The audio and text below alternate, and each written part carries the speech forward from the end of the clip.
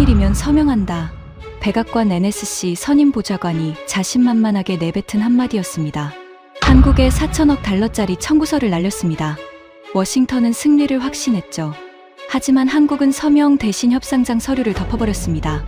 그리고 꺼내든 카드에 펜타곤이 발칵 뒤집혔습니다. 미국 방산 공장이 멈추고 장군들이 의회로 달려갔습니다. 한국을 겁주려다 미국의 심장이 멈춘 충격적인 전말을 지금 공개합니다. 시작하기 전 구독과 좋아요, 그리고 대한민국 파이팅 댓글로 한국을 응원해주세요. 워싱턴이 발칵 뒤집혔습니다. 펜타곤 본관 3층 기밀회의실에 14명의 국가안보 핵심 참모들이 긴급 소집되었습니다. 새벽 4시였습니다. 아무도 예고 없이 끌려온 그 회의실의 공기는 차갑고 무거웠습니다.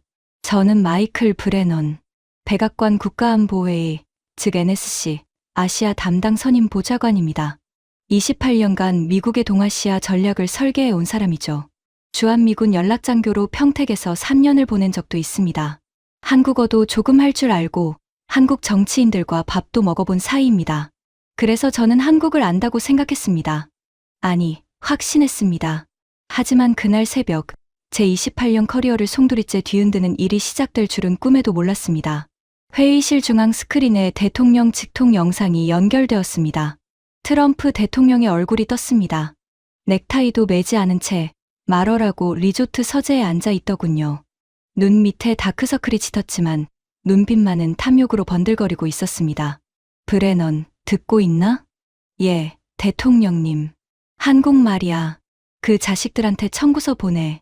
크게 보내. 저는 펜을 들었습니다. 얼마를 생각하고 계십니까? 방위비 분담금 5배로 올려. 거기다 관세 양보까지 합치면 한 4천억 달러? 5천억 달러? 그 정도 되어야 공평하지 않겠어? 회의실이 얼어붙었습니다. 제 옆에 앉아있던 국방부 차관보 데이비드 밀러의 볼펜이 바닥에 떨어지는 소리가 들렸습니다. 4천억 달러라니. 한국의 1년 국방 예산 전체를 훌쩍 넘는 금액이었습니다. 하지만 트럼프 대통령은 멈추지 않았습니다. 그리고 안 내겠다고 하면 군대 빼. 28,500명 전부. 그 순간 회의실 뒷줄에서 누군가 작게 헛기침을 했습니다. 러셀 크로포드였습니다. 백악관 경제보좌관. 월스트리트에서 헤지펀드를 굴리다 들어온 인간이죠. 48살인데 머리카락이 벌써 반백이었습니다. 이유가 있었습니다. 이 사람은 돈 말고는 아무것도 볼 줄 모르는 인간이었거든요. 크로포드가 마이크를 잡았습니다. 대통령님, 동맹이라는 건 결국 거래 아닙니까? 한국이 우리한테 얼마나 내는지, 우리가 얼마나 쓰는지 그 수치 계산이 안 맞으면 정리해야죠. 주한미군 28,500명 유지하는데 연간 드는 비용이 얼마인지 아십니까? 미국 납세자들이 매년 수십억 달러를 쏟아붓고 있습니다. 저는 크로포드의 옆 얼굴을 바라봤습니다. 동맹을 분기 실적표로 바라보는 저 눈빛. 70년 동맹의 무게를 스프레드시트 한 장으로 환산하는 저 차가운 계산기 같은 머릿속. 솔직히 말하면 저도 불편했습니다. 하지만 그때 저는 크로포드와 다르지 않았습니다. 아니, 어쩌면 더 나빴을지도 모릅니다. 크로포드는 한국을 몰랐으니까요. 저는 한국을 안다고 착각하면서 같은 계산을 하고 있었으니까요. 대통령님, 제가 처리하겠습니다. 제가 말했습니다. 자신감이 넘쳤습니다. 한국은 제가 잘합니다. 결국 서명합니다. 늘 그래왔습니다. 트럼프 대통령이 웃었습니다. 좋아, 브레넌. 일주일 줄게. 아니, 3일이면 충분하지. 3일이면 서명시키겠습니다. 스크린이 꺼졌습니다. 회의실에 침묵이 내려앉았습니다. 데이비드 밀러 국방부 차관보가 제 쪽을 돌아봤습니다. 그의 눈에 걱정이 서려 있었습니다. 마이클, 4천억 달러는 너무 과한 거 아닌가? 이건 협상이 아니라 협박이야. 제가 밀러의 어깨를 두드렸습니다. 데이비드, 내가 평택에서 3년을 살았어. 한국 사람들 잘 알아. 처음에는 언론에서 난리치고 국회에서 소리 지르고 시위도 하겠지. 하지만 결국 대통령이 직접 워싱턴에 와서 웃는 얼굴로 서명해. 매번 그랬어. 밀러가 고개를 끄덕이긴 했지만 그의 눈빛은 여전히 불안해 보였습니다. 반면 크로포드는 이미 노트북을 펼쳐놓고 뭔가를 계산하고 있었습니다. 아마 한국에서 뜯어낼 금액이 미국 재정적자에 미치는 영향을 계산하고 있었겠죠. 그 인간에게 동맹이란 단어는 사전에 없었습니다. 있는 건 자산과 부채뿐이었습니다. 저는 왜 그렇게 자신만만했을까요? 28년 경력 중 가장 치명적이었던 실수의 뿌리를 지금이라면 정확히 짚을 수 있습니다. 저는 한국을 안다고 착각했습니다. 평택에서 3년을 지내면서 저는 한국군 장교들과 술도 마시고 주말이면 서울 이태원에서 삼겹살도 구워 먹었습니다. 한국 사람들이 정에 약하고 체면을 중시하고 강대국 앞에서는 결국 실리를 택한다는 제 나름의 공식이 머릿속에 단단히 박혀 있었죠. 과거를 되짚어봤습니다. 6년 전 방위비 분담금 협상 때가 떠올랐습니다. 그때도 한국 언론은 난리였습니다. 국회의원들이 방송에 나와서 미국의 횡포에 굴복하지 않겠다고 외쳤죠. 하지만 결과가 어떻게 됐습니까? 3개월 후 한국은 전년 대비 14% 인상된 금액에 서명했습니다. 그 전에도 마찬가지였습니다. 소리는 요란했지만 결말은 항상 같았어요. 미국이 밀면 한국은 일단 저항하다가 결국 양보합니다. 저는 그걸 28년간 지켜봤습니다. 아니, 28년간 그렇게 믿어왔습니다. 제 사무실로 돌아와서 크로포드에게 전화를 걸었습니다. 러셀, 압박 시나리오 3가지 준비해줘. 크로포드의 목소리가 밝아졌습니다. 첫 번째, 관세 카드. 한국산 반도체와 자동차에 25% 관세 부과 경고. 두 번째, 주한미군 감축 언론 플레이. 세 번째, 호르무즈 해협 파병 분담 요구. 이 3개를 동시에 꺼내면 한국은 2달도 안 버팁니다. 크로포드는 들떠 있었습니다. 한국에서 돈을 뜯어내면 자기 실적이 되니까요.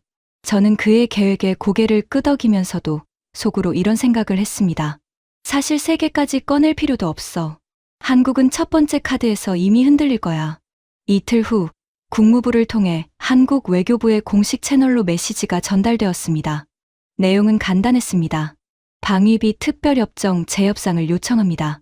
미국 측 요구하는 현행 대비 480% 인상입니다. 동시에 크로포드가 설계한 대로 워싱턴의 유력 싱크탱크 2곳에 보고서를 의뢰했습니다. 한국의 방위비 분담 수준이 동맹국 평균에 크게 못 미친다는 내용이었죠. 물론 일본과 독일의 분담 구조가 완전히 다르다는 건 일부러 뺐습니다. 그리고 주한미군 철수 검토를 암시하는 발언이 백악관 대변인의 입에서 흘러나왔습니다. 대통령은 모든 옵션을 테이블 위에 올려놓고 있다. 이 한 문장이 한국 뉴스를 도배하기까지 채 3시간도 걸리지 않았습니다. 모든 것이 계획대로였습니다. 크로포드가 의기양양하게 저한테 문자를 보냈습니다. 한국 코스피 1.8% 하락, 원달러 환율 14원 상승. 시작이 좋은데? 저는 웃었습니다. 예상대로야. 한국 시장은 겁이 많으니까. 그날 밤 NSC 아시아팀 회의에서 저는 부하 직원들 앞에서 이렇게 말했습니다. 여러분, 한국 거는 3일이면 정리됩니다. 한국이 우리 없이 안보를 유지할 수 있다고 생각하는 사람 없죠? 북한 핵이 있는 한 한국의 선택지는 하나뿐입니다. 우리가 부르는 값을 내는 것. 부하 직원 12명이 전부 고개를 끄덕였습니다. 단 한 사람, 에이미 첸이라는 동아시아 분석관만 입술을 꽉 다물고 있었습니다. 대만계 미국인으로 하버드 케네디 스쿨 출신의 날카로운 분석가였죠. 에이미, 뭔가 할 말 있어? 에이미가 잠시 망설이더니 말했습니다. 브레넌 선임 보좌관님, 한 가지만 여쭤봐도 될까요? 이번 한국 정부는 이전 정부들과 좀 다른 것 같은데요. 최근 한국 국방부가 발표한 독자 킬체인 로드맵을 보셨습니까? 봤어. 매번 하는 소리야. 독자 국방, 자주 안보. 한국 정치인들은 선거 때마다 저런 말 하지. 하지만 현실에서 실행된 적은 한 번도 없어. 에이미가 입을 다물었습니다. 하지만 그녀의 눈빛에는 뭔가 제가 읽지 못한 것이 있었습니다. 지금 생각하면 에이미만이 상황을 정확하게 읽고 있었던 겁니다. 그리고 저는 바로 그 경고를 무시해버렸습니다. 협상 장소는 워싱턴 국무부 본관 7층 특별회의실이었습니다. 정사각형 테이블 위에 미국 측 8명, 한국 측 6명이 마주 앉았습니다. 방 한쪽 벽에는 성조기, 반대편에는 태극기가 걸려 있었죠. 창문으로 오후 햇살이 비스듬히 들어오고 있었습니다. 한국 측 수석 대표는 외교부 출신의 60대 초반 남성이었습니다. 이름은 밝히지 않겠습니다. 다만 제가 평택 시절부터 알고 있던 인물이었죠. 조용하고 말수가 적은 사람이었습니다. 한국 사람들 특유의 겸손함이 있었고 항상 상대방 말을 끝까지 들어주는 스타일이었습니다. 저는 속으로 생각했습니다. 이 사람이면 더 쉽겠는데. 온 건 파니까. 첫 30분은 의례적인 인사와 현안 정리였습니다. 날씨 이야기, 워싱턴 벚꽃 이야기, 한미 동맹 70년의 소중함. 늘 하던 대로였죠. 그리고 제가 본론을 꺼냈습니다. 수석 대표님, 미국 측 요구안을 전달하겠습니다. 서류를 밀었습니다. 두꺼운 파일이었죠. 첫 페이지에 숫자가 적혀 있었습니다. 한국 측 수석 대표가 서류를 받아 첫 페이지를 펼쳤습니다. 그리고 멈췄습니다. 5초, 10초, 15초. 아무 말이 없었습니다. 저는 그 침묵을 즐기고 있었습니다. 충격이겠지. 이 숫자를 보면 누구라도 멍해질 수밖에 없으니까. 크로포드가 제 옆에서 작은 목소리로 속삭였습니다. 표정 봐. 벌써 겁먹었어. 하지만 제가 봤을 때 한국 수석 대표의 표정은 겁먹은 게 아니었습니다. 뭐라고 해야 할까요? 놀란 것도 아니고 분노한 것도 아니고 그냥 아주 조용히 뭔가를 확인하는 표정이었습니다. 그가 서류를 덮었습니다. 천천히, 아주 천천히. 그리고 한국 측 수행원에게 한국어로 뭔가를 말했습니다. 저는 한국어를 조금 알아들었습니다. 서류 정리하세요. 저는 순간 이상함을 느꼈습니다. 수석 대표님, 요구안에 대한 한국 측 초기 반응을 듣고 싶습니다. 한국 수석 대표가 저를 바라봤습니다. 6명의 한국 측 대표단이 동시에 서류를 정리하기 시작했습니다. 노트북을 덮고 볼펜을 케이스에 넣고 서류를 가방에 집어넣었습니다. 제 심장이 한 박자 빠르게 뛰었습니다. 브레넌 선임 보좌관님, 한국 수석 대표가 입을 열었습니다. 목소리는 평소처럼 낮고 차분했습니다. 이 요구안은 검토하겠습니다. 다만 저희가 이 자리에서 드릴 수 있는 답변은 없습니다. 그리고 일어섰습니다. 한국 측 6명이 동시에 의자에서 일어났습니다. 마치 사전에 짜놓은 것처럼 일사불란하게. 잠깐, 수석 대표님. 최소한 다음 일정이라도 잡고 가시죠. 한국 수석 대표가 출구 앞에서 멈췄습니다. 돌아서서 저를 바라봤습니다. 일정은 저희가 연락드리겠습니다. 그게 전부였습니다. 문이 닫혔습니다. 회의실에 미국 측 8명만 남았습니다. 크로포드가 콧방귀를 뀌었습니다. 전형적이야. 체면 세우려고 한 번은 거절하는 척하는 거지. 내일이면 연락 올 거야. 저도 그렇게 생각했습니다. 솔직히 말하면 그렇게 생각하고 싶었습니다. 하지만 데이비드 밀러가 조용히 말했습니다. 마이클, 그런데 좀 이상하지 않았어? 보통 한국 측이 퇴장할 때는 감정적이잖아. 화를 내거나 아쉬움을 표현하거나. 그런데 오늘은 아무런 감정이 없었어. 마치 예상했던 것처럼 움직이더라고. 그 말이 가시처럼 머릿속에 박혔습니다. 하지만 저는 그 가시를 무시했습니다. 데이비드, 걱정 마. 3일이야. 3일이면 연락 온다. 사무실로 돌아오는 길, 복도에서 에이미 첸과 마주쳤습니다. 에이미가 태블릿을 들고 서 있었습니다. 선임 보좌관님, 한 가지만 보여드려도 될까요? 빠르게. 에이미가 태블릿 화면을 보여줬습니다. 한국 국방부가 최근 3개월간 발표한 정책 목록이었습니다. 독자 킬체인 고도화, 국산 정밀 유도무기 양산 확대, 우주 감시 자산 확충, 전자권 전환 실무 가속화. 이건 선거용 발표가 아닙니다. 보좌관님. 실제 예산이 배정되어 있어요. 총 규모가 연간 국방비의 12%에 달합니다. 저는 태블릿을 밀어냈습니다. 에이미, 한국은 늘 저런 발표를 해. 하지만 실행으로 이어진 적이 있어? 전자권 전환을 몇 번이나 미뤘는지 알지? 구두. 약속하고 실행 안 하는 게 한국식이야. 에이미의 표정이 굳었습니다. 하지만 아무 말도 하지 않았습니다. 고개만 살짝 숙이고 돌아갔죠. 그날 밤, 저는 워싱턴 조지타운의 집에서 와인 한 잔을 하면서 아내에게 말했습니다. 한국 거는 금방 끝날 거야. 화요일쯤이면 서명받고 돌아올 수 있을 거야. 아내가 웃으면서 물었습니다. 매번 그렇게 쉽다면서? 한국은 원래 그래. 저는 그렇게 말했습니다. 28년간 같은 대답을 해왔으니까요. 하지만 화요일은 오지 않았습니다. 정확히 말하면 화요일이 왔을 때 서명을 한 건 한국이 아니었습니다. 서류를 덮은 건 우리였습니다. 그것도 한국이 내민 조건에. 하지만 그건 아직 뒤의 이야기입니다. 그 새벽 회의실에서 자신만만하게 3일이면 서명시키겠습니다라고 말했던 저의 바보 같은 확신은 정확히 72시간 후 산산조각이 나기 시작합니다. 그리고 그때부터 제가 28년간 믿어왔던 모든 것이 무너져 내렸습니다. 한국은 제가 알던 한국이 아니었습니다. 아니, 더 정확히 말하겠습니다. 한국은 처음부터 제가 생각했던 그런 나라가 아니었습니다. 저만 몰랐을 뿐이죠. 첫째 날이 지났습니다. 한국 측에서 연락이 없었습니다. 저는 신경 쓰지 않았습니다. 체면의 나라니까요. 하루쯤은 뜸을 들이겠지. 둘째 날이 지났습니다. 여전히 연락이 없었습니다. 저는 한국 외교부 아시아 태평양 국장에게 직접 전화를 걸었습니다. 전화를 받지 않았습니다. 문자를 보냈습니다. 읽음 표시만 찍히고 답장은 없었습니다. 가슴 한구석이 묘하게 무거워지는 걸 느꼈습니다. 하지만 인정하고 싶지 않았죠. 셋째 날 아침, 제 사무실 전화기는 여전히 조용했습니다. 대신 울린 건 크로포드의 전화였습니다. 브레넌, 한국에서 연락 왔어? 아직 3일이라고 하지 않았나? 크로포드의 목소리에 비꼬는 기운이 실려 있었습니다. 저는 이를 악물었습니다. 오늘 중으로 올 거야. 크로포드가 한숨을 쉬더니 자기 계획을 꺼냈습니다. 내 생각엔 한국이 버티기에 들어간 것 같아. 압박을 높여야 해. 언론에 흘리자. 주한미군 철수 검토한다고. 그리고 동시에 관세 카드도 슬쩍 꺼내고. 저는 잠시 생각했습니다.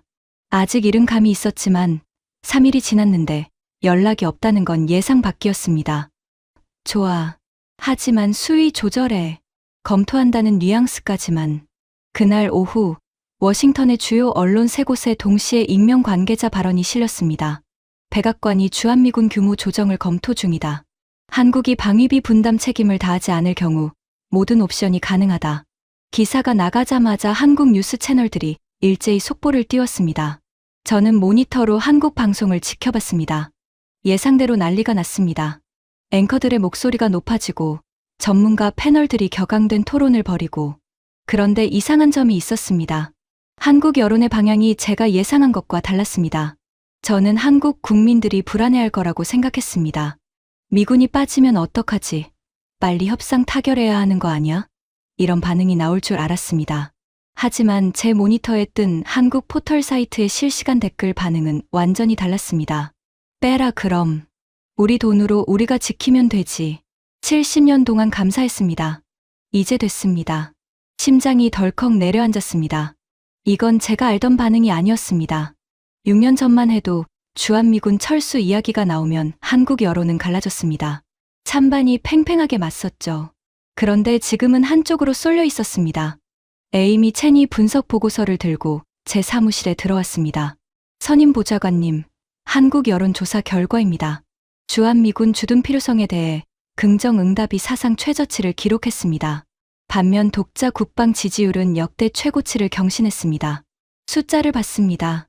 제 손이 떨렸다고 하면 과장일까요?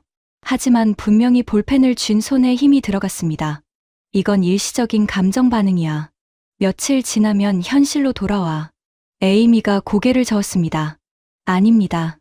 이 추세는 최근 3년간 꾸준히 올라온 겁니다. 일시적 감정이 아니라 구조적 변화입니다. 저는 에이미를 내보냈습니다. 그녀의 보고서를 서랍에 집어넣었죠. 지금 생각하면 그게 두 번째 실수였습니다. 넷째 날 오전 9시, 한국에서 드디어 연락이 왔습니다. 하지만 제가 기대했던 연락이 아니었습니다. 한국 외교부 대변인이 기자회견을 열었습니다. 서울 시간 오전 10시, 워싱턴 시간 밤 9시였습니다. 저는 NSC 상황실에서 실시간으로 지켜봤습니다. 대변인의 목소리는 담담했습니다. 감정이 실려있지 않았습니다. 마치 날씨를 읽는 것처럼 건조하게 말했죠. 대한민국 정부는 방위비 분담 특별협정, 즉 SMA 협상을 전면 동결합니다. 미국 측의 요구하는 동맹의 기본 정신을 훼손하는 것으로 판단하며 현 상태에서 추가 협상은 무의미하다고 결론지었습니다. 크로포드가 옆에서 코웃음을 쳤습니다. 허세지 뭐. 동결이라고 했지 파기라고는 안 했잖아. 며칠 지나면 슬그머니 다시 나올 거야. 하지만 대변인의 발표는 거기서 끝나지 않았습니다. 아울러 현재 대한민국이 분담하고 있는 주한미군 평택 기지 운영 지원비 집행을 즉각 중단합니다. 전기, 수도, 통신 인프라 유지 비용에 대한 한국 측 분담분은 협상 재개 시까지 동결됩니다. 제 등에서 차가운 것이 흘러내렸습니다. 평택 기지. 미국이 120억 달러를 투자해 지은 아시아 최대의 해외 군사기지. 2만 명이 넘는 미군과 그 가족이 살고 있는 작은 도시. 그곳의 전기와 수도를 한국이 끊겠다는 겁니다. 물론 물리적으로 당장 끊는 건 아닙니다. 분담금 지급을 중단한다는 것이죠. 하지만 의미는 명확했습니다. 이 기지는 한국 땅 위에 세워져 있고 한국의 협조 없이는 하루도 제대로 돌아가지 않는다는 경고. 3분 후 펜타곤에서 전화가 왔습니다. 주한미군 사령관 제프리 앤더슨 대장이었습니다. 브레넌, 지금 뭐 하고 있는 거야? 한국이 운영비 지원을 끊겠다고 공식 발표했어. 평택 기지 운영에 즉각적인 영향이 생긴다고. 앤더슨 대장의 목소리에는 분노보다 당혹감이 더 크게 실려 있었습니다. 제프리, 진정해. 이건 협상 전술이야. 한국이 실제로 미군 기지 운영을 방해하는 건 동맹 파기 행위야. 그렇게까지는 안 해. 마이클, 넌 서울에 없으니까 그렇게 말하는 거야. 나는 지금 여기 있어. 한국 국방부 연락관이 오늘 오후 회의에 불참 통보를 했어. 연락관이 회의에 안 나온 건 내가 사령관으로 부임한 이후 처음이야. 전화를 끊고 의자에 깊이 기댔습니다. 천장의 형광등이 눈에 들어왔습니다. 한국이 진짜로 움직이고 있다. 하지만 저는 여전히 인정하고 싶지 않았습니다. 크로포드에게 전화했습니다. 러셀, 관세 카드 준비해. 반도체랑 자동차 동시에 꺼내. 드디어 본 게임이군. 이거면 한국은 2주 안에 무릎 꿇어. 크로포드의 목소리는 여전히 자신감으로 가득했습니다. 하지만 전화를 끊은 뒤 제 손을 봤습니다. 미세하게 떨리고 있었습니다. 그날 밤 에이미 첸이 또 찾아왔습니다. 이번에는 노크도 하지 않고 사무실 문을 열었습니다. 보좌관님, 하나만 확인하고 싶습니다. 한국 반도체 산업에 관세를 부과하는 시나리오 영향평가하셨습니까? 에이미, 관세는 우리가 쓸 수 있는 가장 강력한 경제 무기야. 한국 경제는 수출 의존도가 높으니까. 그건 맞습니다. 하지만 그 관세가 미국 자신에게 어떤 영향을 미치는지도 분석하셨느냐는 질문입니다. 저는 에이미를 똑바로 봤습니다. 무슨 뜻이야? 에이미가 서류 한 장을 내밀었습니다. 미국 방산 업체들이 사용하는 군사용 고성능 반도체, 이 칩들의 공급 현황입니다. 저는 서류를 받아들었습니다. 거기에 적힌 숫자를 보는 순간 처음으로 등골이 서늘해지는 것을 느꼈습니다. 하지만 그 숫자의 진짜 의미를 깨달은 건 다음 날이었습니다. 5째 날, 크로포드의 관세 카드가 발동되기도 전에 한국이 먼저 움직였습니다. 아침 7시 NSC 상황실 긴급 호출이 떨어졌습니다. 달려갔더니 데이비드 밀러가 이미 와 있었습니다.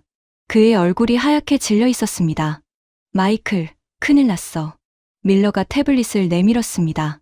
화면에 한국산업통상자원부의 공식 발표문이 떠 있었습니다. 대한민국 정부는 전략물자 수출관리법에 의거하여 일부 첨단 반도체 제품의 대미 수출 일정을 재검토합니다. 해당 품목에는 3나노 이하 공정 군사용 고성능 연산칩, 차세대 고대역폭 메모리, 극자외선 장비 관련 핵심 부품이 포함됩니다.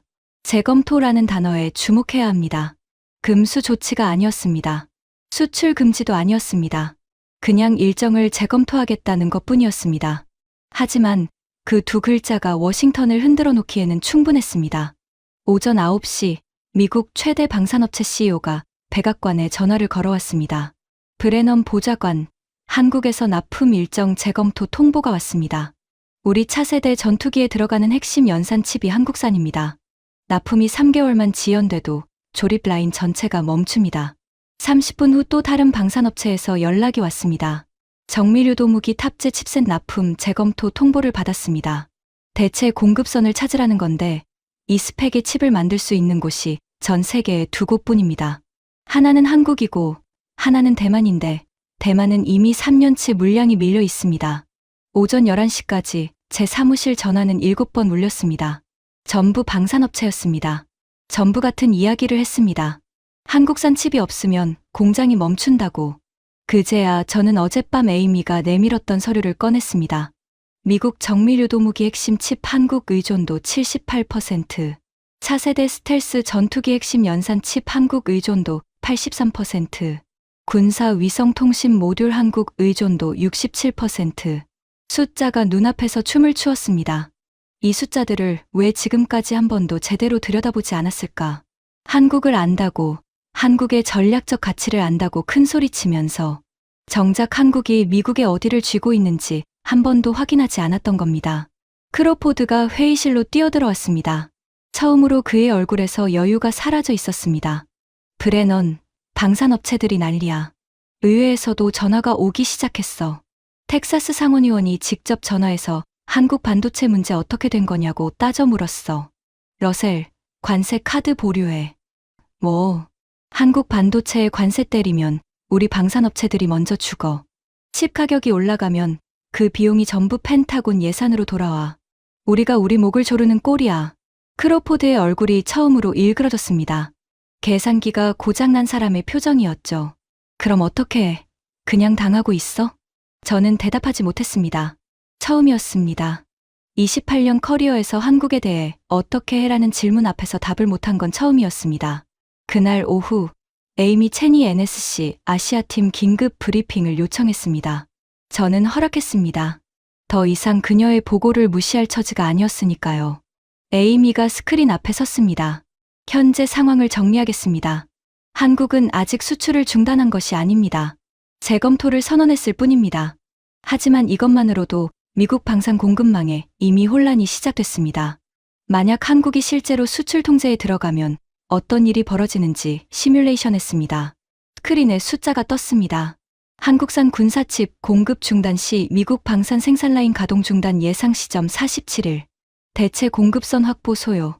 기간 최소 18개월에서 최대 36개월. 생산 지연으로 인한 펜타곤 계약 위약금 추산 340억 달러. 회의실이 조용해졌습니다. 12명의 참모들이 전부 스크린을 올려다보고 있었습니다. 아무도 말이 없었습니다. 크로포드가 입을 열었습니다. 에이미, 그 숫자 확실해? 보수적으로 잡은 겁니다. 크로포드 보좌관님. 실제로는 이보다 클 수 있습니다. 크로포드가 입을 다물었습니다. 처음이었습니다. 그 수다스러운 입이 닫힌 걸 본 건. 저는 스크린의 숫자를 계속 바라봤습니다. 머릿속에서 28년간 쌓아올린 확신이 균열음을 내며 갈라지고 있었습니다. 한국을 압박하면 굴복한다고? 한국이 우리 없이 못 버틴다고? 아니었습니다. 우리가 한국 없이 못 버티고 있었습니다. 여섯째 날, 제 예상을 벗어난 일들이 동시다발적으로 터지기 시작했습니다. 아침 일찍 국무부 일본 데스크에서 긴급 전문이 올라왔습니다. 도쿄 주재 미국 대사관이 보낸 것이었습니다. 일본 외무성 아시아 대양주국장이 비공식 채널로 메시지를 전달해 왔습니다. 내용의 핵심은 이것이었습니다. 미국의 대한국 압박이 계속될 경우 동북아 안보 구조 전체가 흔들립니다. 일본 안보에도 직접적인 위협이 됩니다. 자제를 요청합니다. 저는 그 전문을 3번 읽었습니다. 일본이 한국 편을 들고 있다고? 일본과 한국은 역사 문제로 늘 으르렁거리는 사이였습니다. 미국이 한국을 압박하면 일본은 속으로 쾌재를 부를 줄 알았습니다. 최소한 중립은 지킬 거라고 생각했죠. 그런데 일본이 미국에게 자제를 요청하다니. 에이미 첸이 설명했습니다. 일본의 입장에서 보면 당연합니다. 한국의 반도체 공급망이 흔들리면 일본 전자 산업도 타격을 받습니다. 한국산 고대역폭 메모리 없이는 일본의 데이터 센터 절반이 멈춥니다.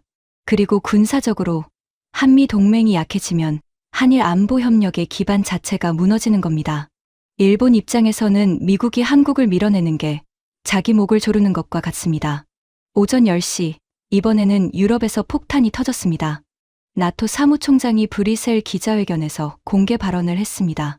통상 나토 사무총장은 개별 양자 동맹에 대해 직접 언급하지 않습니다. 그런데 이례적으로 한미 관계를 직접 거론한 겁니다.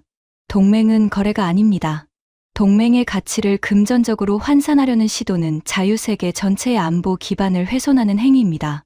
이름을 거론하지는 않았지만 누구를 겨냥한 발언인지는 워싱턴의 인턴도 알 수 있었습니다. 크로포드가 제 사무실로 뛰어들어왔습니다. 나토까지. 이게 뭐야? 한국 로비스트가 브뤼셀까지 손을 쓴 거야? 로비가 아니야, 러셀. 나토가 자기들 이해관계 때문에 나선 거야. 무슨 이해관계? 한국 방산. 폴란드가 한국에서 K2 전차와 K9 자주포를 도입했잖아. 루마니아도 노르웨이도 한국 방산 장비를 검토 중이야.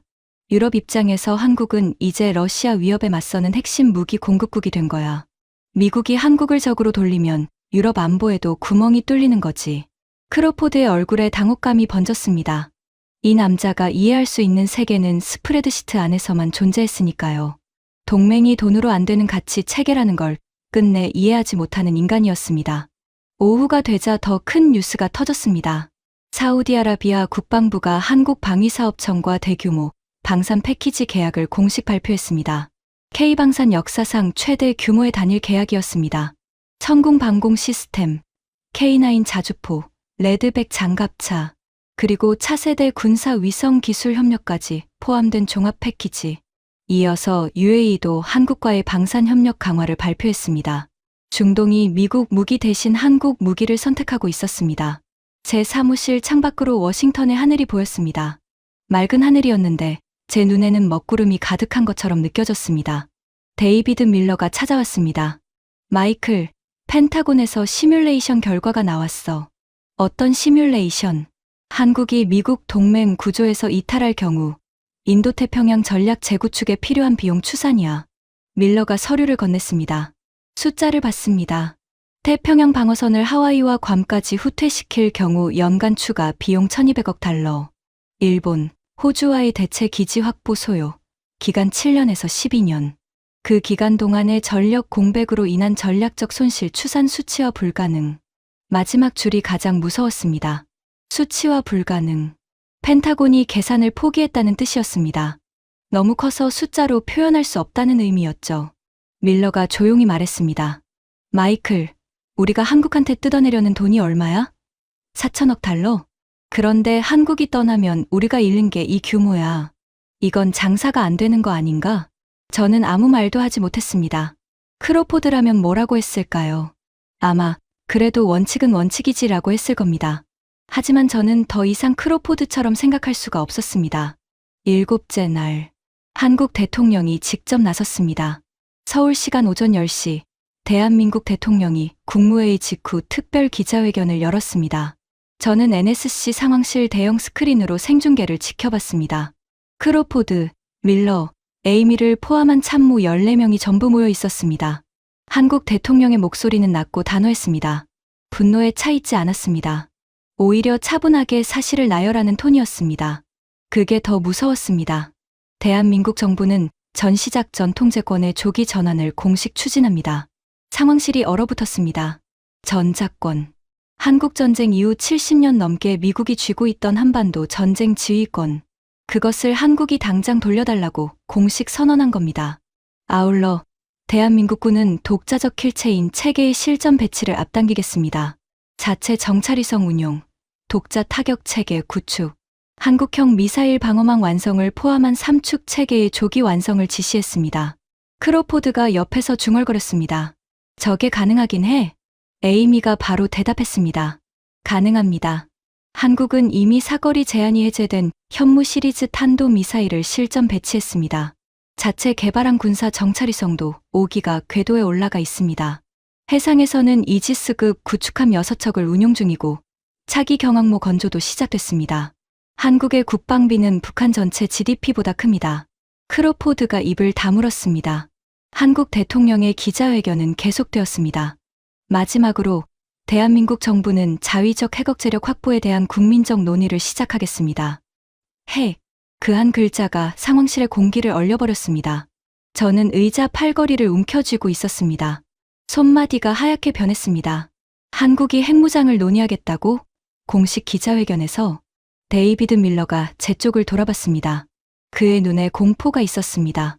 마이클, 한국이 핵무장하면 일본도 따라가. 그러면 대만도 사우디도. 우리가 70년간 지켜온 비확산 체제 전체가 무너지는 거야. 저도 알고 있었습니다. 아니, 머리로는 알고 있었지만 가슴으로 와닿은 건 바로 그 순간이었습니다. 에이미가 추가 정보를 알려줬습니다. 선임 보좌관님, 한국의 핵무장 잠재력에 대한 평가입니다. 한국은 세계 5위의 원자력 발전 국가입니다. 자체 핵연료 주기 기술을 상당 부분 보유하고 있습니다. 결심한다면 기술적으로는 매우 짧은 시간 내에 가능하다는 것이 전문가들의 공통된 평가입니다. 크로포드가 갑자기 노트북을 덮더니 일어났습니다. 이건 내 관할이 아니야. 나는 경제 보좌관이지 핵 전략가가 아니야. 처음으로 크로포드가 도망치는 걸 봤습니다. 돈 계산으로 해결 안 되는 문제 앞에서 이 남자는 즉각 손을 털었습니다. 동맹을 부동산 거래로 만들어 놓고 핵확산 위기가 오니까 내 관할이 아니다라고. 그 뒷모습을 보면서 속이 부글부글 끓었습니다. 하지만 더 급한 게 있었습니다. 트럼프 대통령에게 보고해야 했습니다. 전화를 걸었습니다. 트럼프 대통령이 받았습니다. 브레넌, 한국 서명했어? 대통령님, 상황이 복잡해졌습니다. 뭐가 복잡해? 3일이면 된다면서? 한국이 SMA를 동결했고 평택 기지 운영비 지원을 중단했고 반도체 수출 재검토를 선언했고 전자권 환수를 공식 추진하고 핵무장 논의를 시작했습니다. 5초간 침묵이 흘렀습니다. 한국이 미쳤어? 대통령님, 한국은 미치지 않았습니다. 한국은 아주 정확하게 계산하고 있습니다. 그래서 어쩌자고, 군대 빼면 되잖아. 저는 심호흡을 했습니다. 이 말을 해야 할지 말아야 할지 몇 초간 고민했습니다. 하지만 해야 했습니다. 대통령님, 군대를 빼면 우리가 더 큰 손해를 봅니다. 한국이 가진 카드가 우리 생각보다 훨씬 많습니다. 전화 너머로 뭔가를 집어던지는 소리가 들렸습니다. 아마 리모컨이었겠죠. 브레넌, 넌 해결사라면서 해결해. 전화가 끊어졌습니다. 저는 빈 스크린을 멍하니 바라봤습니다. 상황실에 남아있던 참모들이 전부 저를 보고 있었습니다. 누구도 말이 없었습니다. 밤 11시 사무실에 혼자 남았습니다. 책상 위에 에이미가 만든 보고서가 쌓여 있었습니다. 한국 반도체 의존도 분석, 한국 방산 수출 현황, 한국 독자 국방력 평가, 인태전략 한국, 이탈 시뮬레이션. 하나하나 읽었습니다. 전부 읽었습니다. 밤새 읽었습니다. 읽으면 읽을수록 28년간 제가 쌓아올린 확신이 모래성처럼 무너져 내렸습니다. 한국은 겁주면 굴복하는 나라가 아니었습니다. 한국은 우리가 겁을 줄수록 더 치밀하게 준비하고 있었던 나라였습니다. 우리가 안보를 팔려고 했을 때 한국은 이미 안보를 직접 만들고 있었습니다. 우리가 동맹을 담보로 위협했을 때 한국은 이미 동맹 없이도 살 수 있는 힘을 기르고 있었습니다. 창밖으로 워싱턴의 새벽이 밝아오고 있었습니다. 링컨 기념관의 불빛이 희미하게 보였습니다. 링컨이 이 상황을 봤다면 뭐라고 했을까? 너희가 동맹을 돈으로 팔려 했으니 동맹이 등을 돌리는 건 당연하지 않겠느냐. 아마 그렇게 말했을 겁니다. 새벽 5시 에이미에게 문자를 보냈습니다. 에이미, 내가 옳았어. 내일 아침 긴급 브리핑 준비해줘. 펜타곤 합참의장에게 보고할 자료가 필요해. 에이미의 답장은 30초 만에 왔습니다. 자료는 이미 준비되어 있습니다. 그녀는 처음부터 이 상황을 예측하고 있었던 겁니다. 저만 못 봤을 뿐이었죠. 8일째 아침, 저는 펜타곤으로 향했습니다.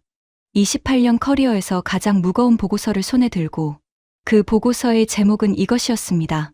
한국 이탈 시나리오 미국 인도태평양 전략의 구조적 실패 가능성 분석. 그리고 제가 써놓은 결론의 첫 줄은 이것이었습니다.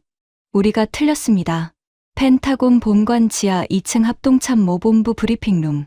8일째 아침 7시. 합참의장 로버트 맥클린 대장이 정중앙에 앉아 있었습니다.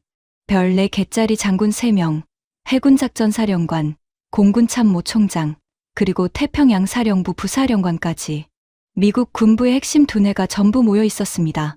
저는 보고서를 들고 브리핑석에 섰습니다. 손이 떨렸습니다. 28년간 수백 번의 브리핑을 했지만 이렇게 무거운 보고서를 들고 선 건 처음이었습니다. 합참의장님, 그리고 장군님들, 대한민국 상황에 대한 긴급 보고를 시작하겠습니다. 스크린에 첫 슬라이드가 떴습니다. 제목 한국 이탈 시나리오 인도태평양 전략의 구조적 실패 가능성. 맥클린 합참의장의 눈썹이 미세하게 움직였습니다. 브레넌 보좌관, 이탈이라는 표현이 정확한 건가? 예, 합참의장님. 현재 진행 속도로 볼 때 이탈이라는 표현이 가장 정확합니다. 저는 슬라이드를 넘겼습니다.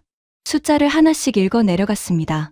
첫째, 군사 공급망입니다. 미국 정밀유도무기 핵심 칩의 78%가 한국산입니다. 차세대 스텔스 전투기 연산 칩은 83%. 한국이 공급을 중단하면 47일 내에 주요 방산 생산 라인이 정지합니다. 대체 공급선 확보에는 최소 18개월이 필요합니다. 장군들의 표정이 굳어졌습니다. 둘째, 기지 인프라입니다. 평택 기지는 미국이 120억 달러를 투자해 건설한 아시아 최대 해외 기지입니다. 이 기지가 없으면 미국의 서태평양 병참 체계에 치명적인 구멍이 생깁니다. 대체 기지를 괌이나 하와이에 건설할 경우 소요 기간 7년에서 12년, 비용은 연간 1200억 달러 이상입니다.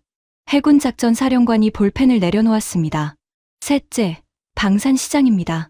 한국의 K방산은 현재 폴란드, 사우디, UAE, 노르웨이, 루마니아를 포함한 12개국 이상의 수출 중입니다. 미국이 한국을 적으로 돌리면 이 국가들은 미국과 한국 사이에서 선택을 강요받게 됩니다. 최근 중동의 움직임을 보면 그 선택이 반드시 미국에게 유리하지 않을 수 있습니다. 공군 참모 총장이 입을 열었습니다. 브레넌 보좌관, 한국의 핵무장 가능성은 어떻게 평가하나? 한국은 세계 5위의 원자력 발전 국가이며 자체 핵연료 주기 기술을 상당 부분 보유하고 있습니다. 전문가들의 공통된 평가는 결심할 경우 기술적으로 매우 빠르게 가능하다는 것입니다. 그리고 현재 한국 여론조사에서 핵무장 찬성이 압도적 다수입니다. 브리핑룸이 침묵에 잠겼습니다. 맥클린 합참의장이 천천히 말했습니다. 브레넌 보좌관, 결론을 말해주게. 저는 숨을 깊이 들이마셨습니다. 그리고 28년 커리어에서 가장 어려운 문장을 입 밖으로 꺼냈습니다. 합참의장님, 우리가 틀렸습니다. 내 목소리가 브리핑룸에 울려 퍼졌습니다. 별들이 달린 군복을 입은 사람들이 전부 저를 바라보고 있었습니다. 우리는 한국이 우리 없이 못 버틴다고 생각했습니다. 하지만 현실은 정반대입니다. 우리가 한국 없이 인도태평양 전략을 유지할 수 없습니다. 한국의 반도체 없이 우리 무기를 만들 수 없고, 한국의 기지 없이 서태평양을 지킬 수 없고, 한국의 협력 없이 중국을 견제할 수 없습니다. 멈추지 않았습니다. 멈추면 다시는 이 말을 꺼낼 용기가 나지 않을 것 같았으니까요. 우리는 한국을 겁주면 굴복하는 나라로 취급했습니다. 28년간 저도 그렇게 믿어왔습니다. 하지만 한국은 우리가 모르는 사이에 독자 국방력을 키우고 방산 수출을 다변화하고 반도체 공급망의 핵심을 장악했습니다. 우리가 동맹을 돈으로 환산하는 동안 한국은 동맹 없이도 살 수 있는 나라를 만들고 있었습니다. 맥클린 합참의장이 안경을 벗고 눈을 감았습니다. 10초쯤 지나서 눈을 뜨더니 말했습니다. 대통령에게는 보고했나? 아직 하지 못했습니다. 먼저 합참의 의견을 듣고 싶었습니다. 맥클린 합참의장이 고개를 끄덕였습니다. 내가 같이 가지. 이건 군사 문제이기도 하니까. 그 말에 저도 모르게 눈시울이 뜨거워졌습니다. 군인은 정치에 개입하지 않는다는 원칙을 평생 지켜온 사성 장군이 이 사태의 심각성을 인지하고 직접 대통령 면전에 서겠다고 한 겁니다. 브리핑룸을 나서는데 뒤에서 크로포드와 마주쳤습니다. 복도 끝에서 서성이고 있었습니다. 브리핑에 참석하지도 않았으면서 마이클, 어떻게 됐어? 저는 크로포드를 똑바로 바라봤습니다. 러셀, 내가 동맹을 스프레드시트로 계산한 결과가 이거야. 4천억 달러를 뜯어내려다가 미국의 태평양 패권이 통째로 날아가게 생겼어. 크로포드의 얼굴이 새하얗게 질렸습니다. 그리고 한마디 했습니다. 나는 경제 분석을 했을 뿐이야. 안보는 내 관할이잖아. 그게 러셀 크로포드라는 인간이었습니다. 끝까지 자기 책임은 아니라고, 자기는 시킨 대로 했을 뿐이라고. 한 달 뒤 크로포드는 사직서를 제출하고 월스트리트로 돌아갔습니다. 떠나는 날까지 한 번도 자기가 잘못했다는 말을 하지 않았습니다. 그가 남기고 간 건 부서진 동맹과 천문학적인 국가 손실뿐이었습니다. 열흘째, 백악관 오버오피스에서 트럼프 대통령에게 최종 보고를 했습니다. 맥클린 합참의장이 옆에 앉아 있었습니다. 보고서를 다 읽은 트럼프 대통령이 책상을 손바닥으로 내리쳤습니다. 그래서 뭘 어떡하라고? 맥클린 합참의장이 대답했습니다. 대통령님, 한국에 먼저 대화를 제안해야 합니다. 내가 먼저, 미국 대통령이 먼저? 예, 대통령님. 먼저 손을 내밀어야 합니다. 시간이 지날수록 우리 쪽 피해가 커집니다. 트럼프 대통령의 얼굴이 붉어졌습니다. 하지만 맥클린 합참의장이 꺼낸 숫자들 앞에서는 어쩔 수 없었습니다. 감정으로 무시할 수 있는 규모가 아니었으니까요. 결국 미국이 먼저 연락했습니다. 한국이 아니라 미국이. 국무장관이 한국 외교부에 직접 전화를 걸었습니다. 조건 없는 대화를 제안한다는 메시지였습니다.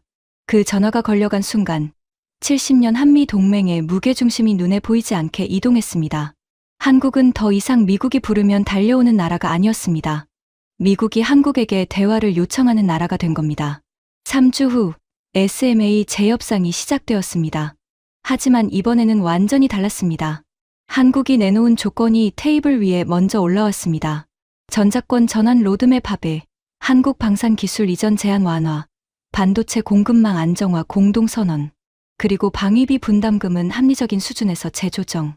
미국이 원래 요구했던 4천억 달러는 흔적도 없이 사라졌습니다. 저는 그 협상 테이블에 앉아 있었습니다. 한국 측 수석 대표가 서류에 서명하는 모습을 지켜봤습니다. 그가 저를 슬쩍 바라봤습니다. 미소도 아니고 조롱도 아니고 그냥 담담한 눈빛이었습니다. 그 눈빛이 말하고 있었습니다.